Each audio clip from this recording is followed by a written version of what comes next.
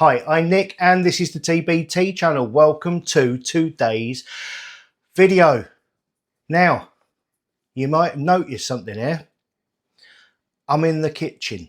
This is a Thursday night video. This is new. This is the long, eagerly awaited, by me at least, cooking videos, or one of them, the first one. What this is, it comes from conversations with a couple of you. Sometimes when I go foraging, people say, how do you cook that? Or blah, blah, blah. And talking to some of you on the phone, you know, we always come across that subject of how do we smuggle a gun into the house without the wife noticing or without getting told off. So I decided, you know, like kind of matching wines with food, I'm going to match food with air rifles. But it isn't just for air rifles. It will work equally as well with guitars, maybe even motorbikes, whatever you bring home that you normally get told off for. This is a way around it. Now, we're starting simple. All of these are going to be simple. And we're going to start with bread, simply because just about everything else that I'm going to do involves having bread with it. It's going to be stews and stuff like that. Because I know a lot of us do cook, but sometimes we can fall into the trap of just doing spag bowl on a Saturday night, and it's nice to do something a little bit different. So everything I'll show you is going to be easy, very easy. If I can do it, you can do it. Not take too much of your day up, and get your brownie points. And really, at the end of the day, that's what it's all about. So today we're going to do a simple handmade, no knead bread, and what that means is, normally, if you do bread, you have to mix up the dough, then you have to batter it and stuff like that. And it's quite labour intensive. If you've ever done it, you'll know this. And you can't be chewed with all that. So this is one where you don't have to do that. You just mix it up, leave it, cook it. It is that simple. So what we are going to need, if you want to do this, what you're going to need, you are going to need some bread flour. Now, you can get lots of different types. Go into the supermarket. There are lots and lots of different types of bread flour. This one's a multi-cereal one because that's what we have. You will need some yeast. I use the little packet stuff. Each packet's equivalent to a teaspoon, I believe. So it's nice and simple. You're going to need a little bit of salt. You're going to need some hot water, scales. You're going to need some cooking paper, which is like greaseproof paper. And you are going to need a Dutch oven. No, the other type of Dutch oven. Who knew? There are two. This one is a cast iron loaf tin. I say loaf tin, you can use it for lots of things, but this one's specifically for bread. I love cooking in cast iron. You're going to see over the coming weeks, I use it a lot for casseroles, stews, bourguignons, things like that. Le Creuset is the one that everybody knows. And I would love a Le Creuset. At the beginning of this year, I went on Tinterwebs looking to see if I could get myself one, because I've always wanted one. It's just, these are very heavy cast iron and enamelled things. A Le Creuset is normally 300 and something euros, which is kind of bonkers. So I waited for the sale and they came down to 285 euros. It's like, no, I just can't justify it. So I bought one off the internet. In fact, I think I bought it from Lidl online for 20 euros. That's my big, like 5.6 litre crock pot one. You'll see that in other videos. This one we got off of Amazon, I think, and it weighs about 4.5, 5 kilos. It's bloody heavy. Now, obviously, these cheap ones, the Creuset comes with a lifetime guarantee. But you'd have to break an awful lot of these to get your money's worth out of a Le Creuset. So you're going to need a cast iron loaf Dutch oven type thing and scales. So let's just crack on and do this. We're going to get our scales and we're going to get our mixing bowl on the scales, turn it on. And by putting the bowl on first, teaching to suck eggs here, put the bowl on first, it starts off at 0. We open up our bread flour. Like I say, you can use any type you like. There's no real rules. This is just a starting point. Recipes really just an idea, aren't they? You add to it as you go along. So we want 450 grams of this stuff.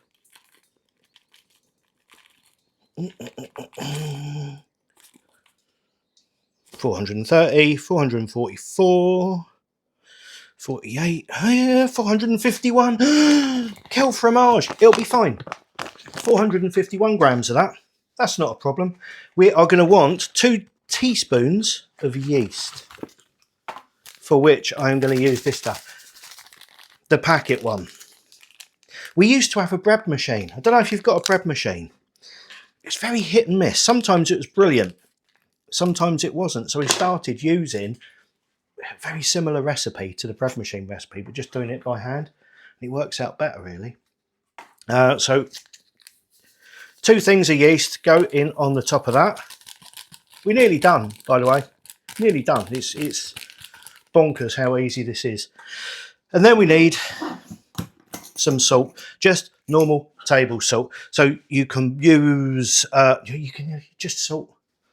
I was thinking about something else then. You want about a teaspoon of that, maybe a bit extra, just give it a bit of flavour.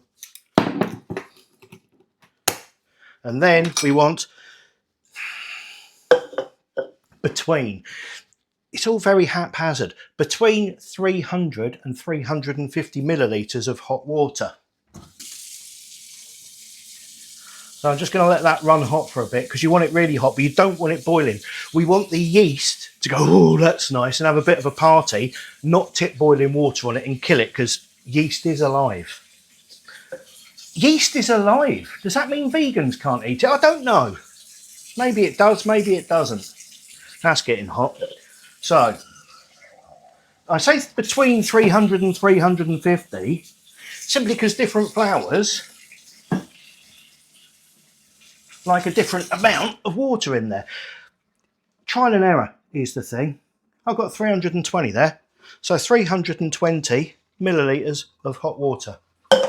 Then you grab a fork and you just mix it.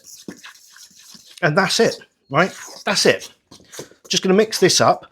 At this point, if you want, you can add walnuts. We've got, I don't know if you saw if you've just tuned into a bread thing, I do shooting stuff as well, target shooting mainly. The squiggles in the garden after me walnuts. So you can add walnuts into this, you can put dates into this, you can put nuts, anything you want really. It doesn't really matter now. That's good. That's all the way through and it's all mixed. So let's just clean that fork off. Now, this, I will just point out, this is actually my own kitchen. And the doors are open, which flies just flown in. This is my own kitchen. This is how we live. This isn't cleaned. This isn't a studio. It's a very old oven. The light doesn't work inside of it. It gets cleaned in frequently. These are all just our stuff. So don't, oh, look at the state of your thing. This is real life cooking, nothing else. So, what we're going to do, now we've done that, give it another stir just to check. That's a nice elastic, doughy consistency. I'm going to bring it in and give you a close-up of this, because what we want to do now is cover this with a tea towel and put it somewhere warm for a minimum of 2 hours for the yeast to, is it to prove or something like that? To do what it does, and it will rise. Now put it somewhere nice and warm, not a problem. We're in the southwest of France. It's 25 degrees out there today, so I'm just going to put it outside in the sun. I'll let you see it now, and then what we're going to do is cleverly fade to 2 hours time. So that's what it looks like right now. As I've just said, before I move the camera, I'm going to get a tea towel, cover it up, and then 2 hours time, we'll see what it looks like.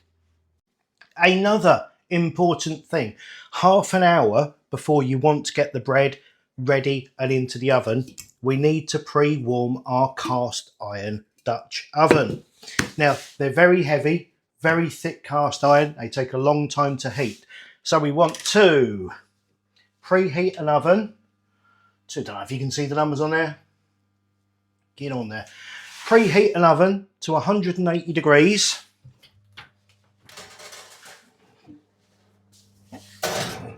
Pop him in there, shut the door, and then set a timer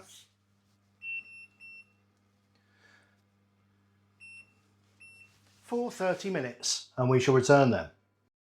Right, here we are, just over 2 hours later, and oh, that's risen. Look at that. Absolute beauty. Right, let's get everything else ready. Okay, so the dough is ready.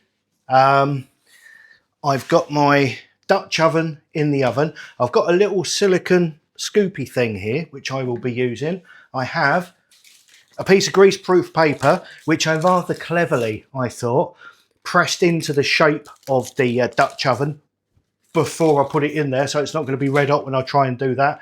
And I've got a little bit of flour. So what we do,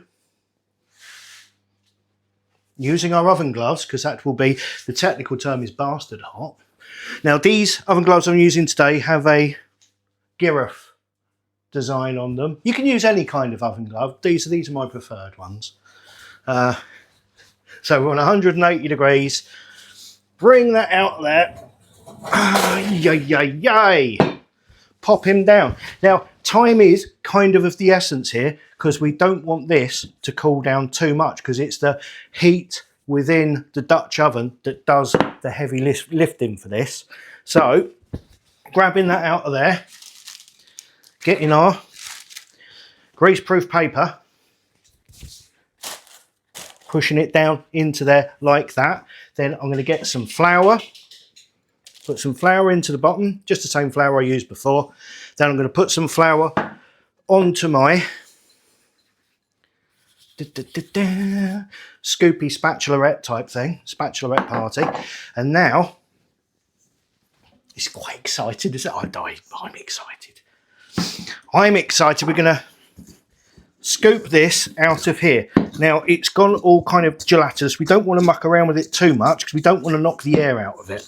But what we do want to do is get all of it. Crikey, that's harder on my shoulder than I expected it to be.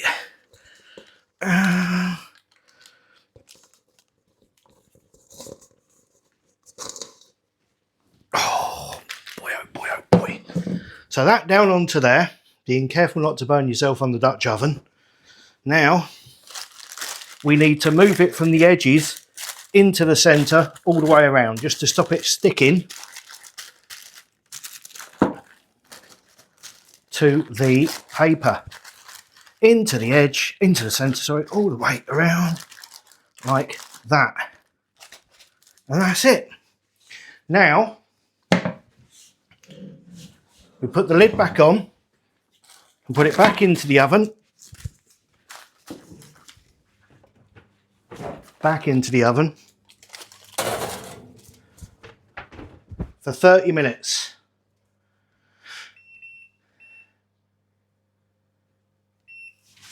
And then we'll be back. Why are their necks so long? There we are. That half an hour flew by quickly. So 30 minutes, 180 degrees with the lid on. Now we take it out, being careful not to burn ourselves. Remove the lid. Oh, look at that, look at that, look at that. It's looking good. Sorry, I'm excited. I love this bread. And then we pop it back in for another 10 minutes. And then it will be cooked. And there we are. That's the last beeper. It looks like a loaf of bread. It looks like a loaf of bread. That's got to be a good thing, right? So, we take our loaf of bread out of the oven. Lift the greaseproof paper out.